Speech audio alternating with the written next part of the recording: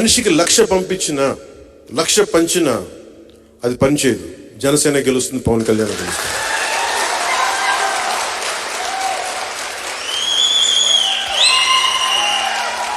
అలాగే వంగ గీత గారిని కూడా మీరు తెలుసో, మీ అందరికి తెలిసి ఉండొచ్చు. 2009లో మన ద్వారానే రాజకీయాల్లోకి వచ్చారు. సమాన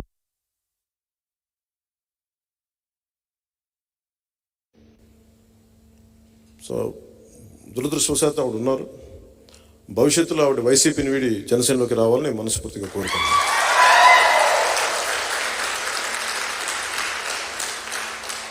అలాగే కాకినాడ పార్లమెంటు కూడా మనదే.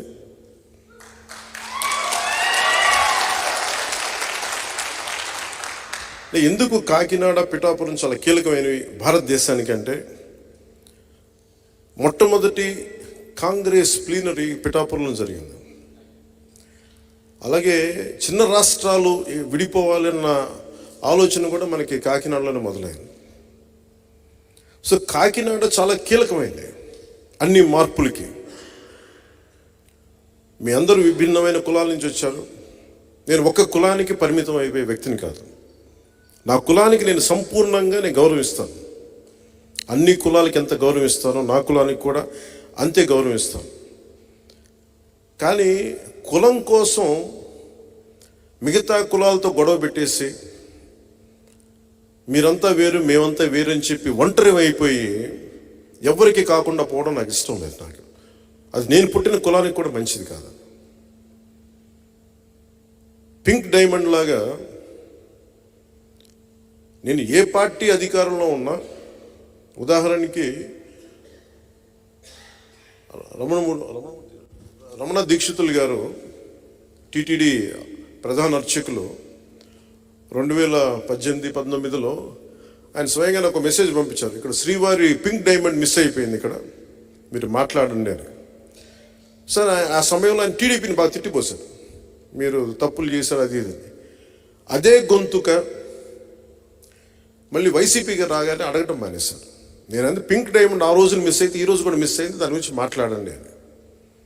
ఇది ఎందుకు చెప్తున్నానంటే, మీరు కాపు రిజర్వేషన్లు తీసుకోండి, ఏ సమస్యను తీసుకోండి, టీడీపీ ఉన్నప్పుడు ఒకలాగా, టీడీపీ కాకుండా వైసీపీ వస్తే ఒకలాగా మాట్లాడకూడదు.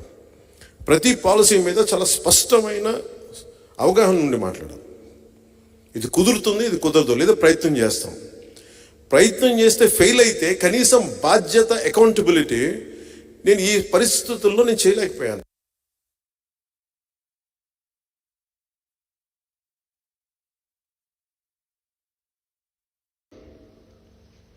నేను ఎప్పుడు కూడా ఒక సమస్యని లేవనెత్తితే, ఇంక్లూడింగ్ స్టీల్ ప్లాంట్తో సహా, స్ట్రైట్ అవే నేను అమిత్ షా గారి దగ్గరికి చెప్పాను. ఇది మాకు చాలా భావోద్వేగాలతో కూడింది, త్యాగాలు చేసి వచ్చింది, అందుకని ఇది మేము కాపాడుకోవాలి అంటే, ఆ రోజు ఆ మాట విన్నారా లేదా నాకు నిజంగా తెలియలా. చేస్తారేమో చెయ్యరా నాకు తెలియదు, కానీ అట్లీస్ట్ ఈ రోజు వరకు నేను ఆపగలిగాను. మీ అందరికీ చాలా కొంచెం అనుభవజ్ఞులు కాబట్టి ఆ రోజు నేను అడిగినప్పుడు అది ఎంతకాలం ఉంటుందో నాకు తెలియదు. ఎందుకంటే ప్రధానమంత్రి గారు స్టార్ట్ చేసింది కాదు, అమిత్ షా గారు స్టార్ట్ చేసింది కాదు. డిస్ఇన్వెస్ట్మెంట్ అనేది పివి నరసింహారావు గారు స్టార్ట్ చేసింది. అంటే కాయిలా పడ్డ పరిశ్రమల్ని వాటి మీద డబ్బులు పెట్టుబడి నష్టపోకుండా, ప్రజాధనం దుర్వినియోగం కాకుండా దీన్ని తీసేయాలన్న ఒక ఆలోచన విధానంతో మొదలైంది డిస్ఇన్వెస్ట్మెంట్ అనేది. నేను దాన్ని ప్రాతిపదిక తీసుకొని మాట్లాడాను. ఈ రోజుకి అదే కట్టుబడి. ఈ రోజుకి నేను ప్రధానమంత్రి గారికి కానీ, అమిత్ షా గారికి కానీ, కేంద్ర నాయకత్వానికి ప్రతి ఒక్కరికి కూడా, మాకు చాలా మా భావోద్వేగాలతో కూడింది, మా త్యాగాలతో కూడిన స్టీల్ ప్లాంట్ ఇది. మీరు దీన్ని మనస్ఫూర్తిగా మీరు దీన్ని ఉంచడానికి ప్రయత్నం చేయండి అంటే, నా ప్రయత్నం నేను చేస్తానని ఉన్నాను. అంటే ఈ రోజున ఎన్డీఏ కూటమిలో ఉన్నాను కదా అని చెప్పి నేను ఇవన్నీ మాట్లాడకుండా ఉన్నాను, మాట్లాడతాను.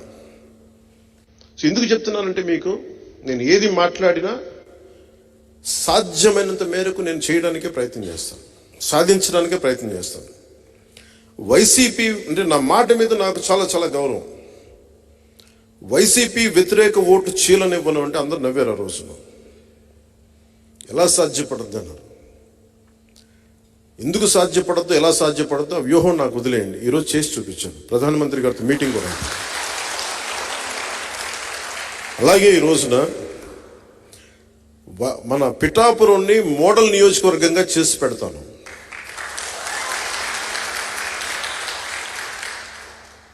భారతదేశంలో ఎవరైనా సరే ఒక అద్భుతమైన నియోజకవర్గం ఉంది అక్కడ. అలాగే చాలా ఏదైతే నా మనసులో ఒక రాష్ట్రాన్ని ఇలా తీసుకురావాలని ఒక ఆకాంక్ష అయితే ఉందో నాకు, ఆ మోడల్ నేను పిఠాపురానికి సంపూర్ణంగా తీసుకొచ్చేస్తాను.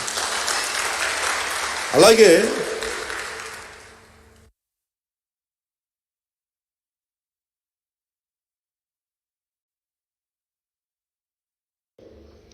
ఆ అభిమాన బలాన్నంతా నేను తీసుకొచ్చి పిఠాపురంలో కూర్చోబెట్టేస్తాను. ఇప్పుడు జాబ్ మేళా, జాబ్ క్యాలెండర్స్ ఒకసారి ప్రభుత్వాలు కూడా అవసరం లేదు, నేను కూర్చోబెట్టి నా